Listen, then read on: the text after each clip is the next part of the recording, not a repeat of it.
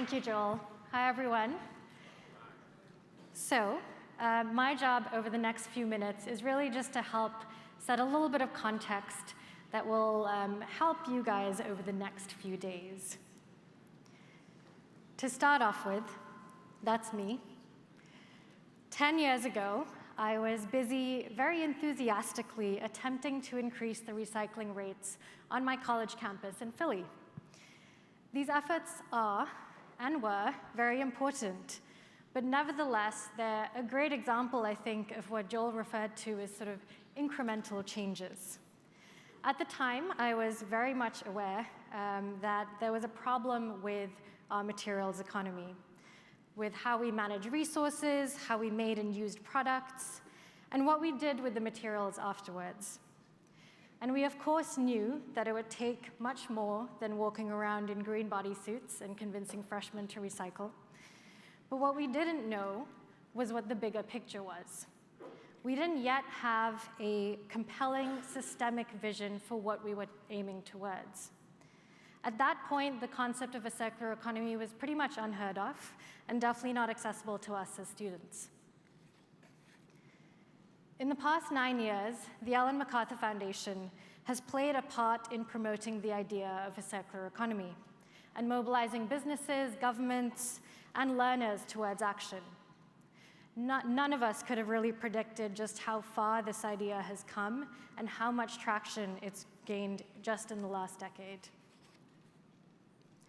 The idea itself was based on a few fairly simple concepts and decades of thought that went behind it.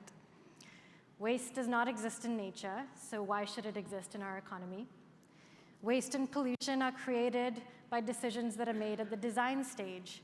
So why not redesign the world around us to make sure that products and materials are kept in use and we regenerate our natural systems? Line to circle, linear to circular. We're here today in 2019, where all of us are now in this slightly frenzied, but very encouraging nonetheless, sense of excitement around the idea. Evidence of that includes the immediate appetite that the idea had from business leaders at venues like the World Economic Forum, or the European Commission that in 2015 created their circular economy package, largely in response to a lot of the business interest that was coming for this idea. Or more recently, mainstream icons like Stella McCartney, who have really taken the torch forward and are making fashion circular. At the end of last year, we had more than 350 businesses and governments signing up to the new Plastics Economy Global Commitment, a vision to stop plastic waste and pollution at its source.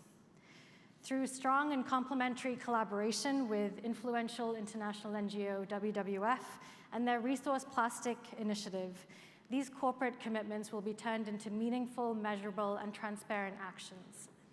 All of these examples indicate that there's clear momentum behind a circular economy. The idea has mobilized.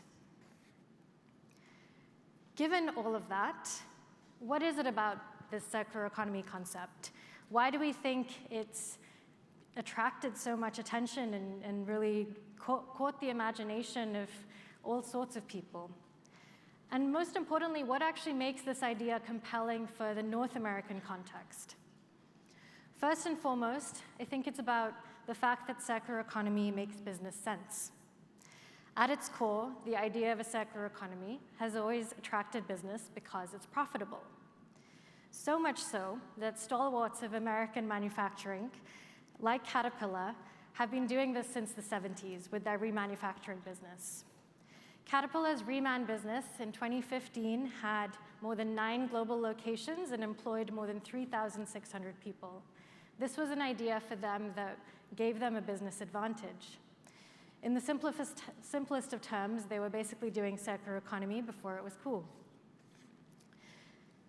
The second reason why this is such a compelling idea for North America is that it's a material strategy, yes, but it also engages communities. This building right here in this photo is in the meatpacking district in Chicago, and it used to be an abandoned pork processing facility. Now it's a collaborative community of more than 20 food-based businesses called The Plant that work with each other and sort of leverage each other's waste. For example, spent grain from a brewery is used to help grow mushrooms, which are then sold in a local farmers market that they organize in a neighborhood that's otherwise known as a food desert. You get the picture. Scale that up to the city level now, and you get Circular Charlotte, which is a strategy that has laid out circular economy projects that could create hundreds of jobs for the city and help them address their economic and social mobility issues. The third reason why this is a particularly compelling story for North America is that it's an innovation and design story. This t-shirt that I'm wearing today is made by a company called T-Mill. Every t-shirt they design is created to be sent back to them and made into another t-shirt once I've worn it out or decided that I'm bored of it. There's all sorts of special ink and printing methods and production methods that are used in making it. There's a QR code, I believe, somewhere on the label that means that I can ship it back for free to them. T-Mill itself is just a 50-person organization based on the Isle of Wight in the UK, where our offices are. And for me, I think this really exemplifies the opportunity for business, no matter how small, to innovate, design, and experiment with materials, technology, and the way that things are made. So to recap, the circular economy makes business sense. It's a material strategy that engages communities, and it's an innovation story. So here we are now at the very beginning of the first major circular economy conference in North America. What's clear is no one has fully cracked the circular economy thing. I think we can all agree with that. But all of the examples I've mentioned and many more that you're going to hear from in the next 2 days are really evidence that we are seeing bright spots emerging, and they're coming from many different kinds of organizations in many different places. There's perhaps no better validation of the circular economy opportunity and the fact that bright spots are emerging than when Google, the world's third largest company and one that most of us interact with multiple times a day, commits to the idea.